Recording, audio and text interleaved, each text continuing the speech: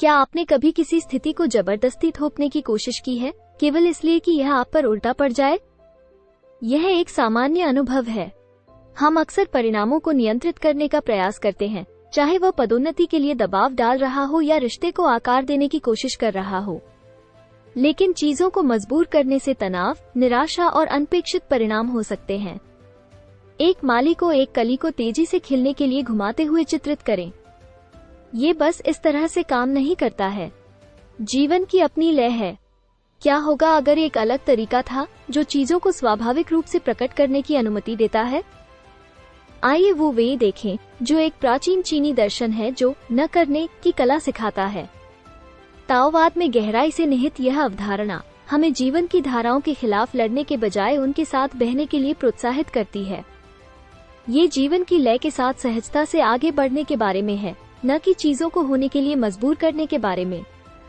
वू वेई के सिद्धांतों की तुलना समुद्र की ओर स्वाभाविक रूप से बहने वाली नदी से की जा सकती है। जिस तरह नदी अपने गंतव्य तक पहुंचने के लिए तनाव नहीं लेती है, उसी तरह हम भी अपने रास्ते को मजबूर न करके आसानी और अनुग्रह के साथ जीवन को नेविगेट कर सकते हैं। कल्पना कीजिए कि आप एक वार्तालाप में हैं जहां आप प्रभावित करने के लिए बहुत मेहनत कर रहे हैं। वू वेई को लागू करके आप बस बातचीत को स्वाभाविक रूप से बहने देंगे, काल्पनिक बुद्धि के बजाय प्रामाणिकता के साथ जवाब देंगे। या एक चुनौतीपूर्ण कार्य परियोजना पर विचार करें। परिणामों के लिए लगातार जोर देने के बजाय वू वेई आपको परियोजना की अंतर्निहित लय के साथ सद्भाव में काम करेंगे, अपनी क्षमताओं और प्रक्रिया पर भरोसा करेंगे। वू वेई को गले लगाकर हम जीवन की अराजकता और अनिश्चितता में सद्भाव पा सकते हैं। तो वू वेई आज प्रासंगिक क्यों है हमारी तेज तर्रार, परिणाम संचालित दुनिया में?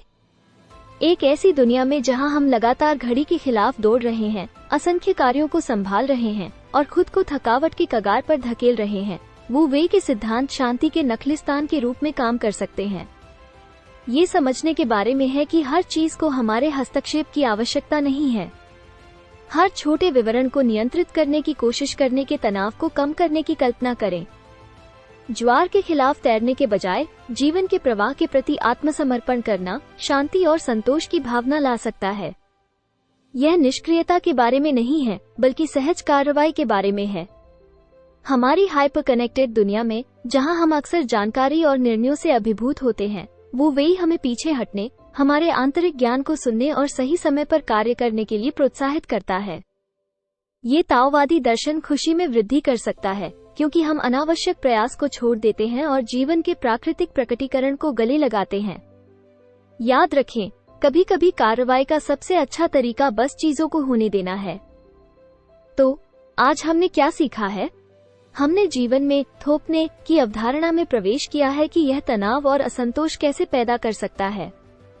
हमने वू वेई के प्राचीन दर्शन की खोज की, जो सहज कार्रवाई की एक कला है, और यह हमें प्रवाह के साथ जाने के लिए कैसे प्रोत्साहित करता है। हमने अपनी आधुनिक दुनिया में इसकी प्रासंगिकता की जांच की, जहां सादगी और आसानी को अक्सर अनदेखा किया जाता है। अगली बार जब आप किसी स्थिति को मजबूर करने का आग्रह महसूस करते हैं, तो वू वेई के ज्ञान को याद रखें। ये जादुई है जब आप जीवन में जबरदस्ती नहीं करते।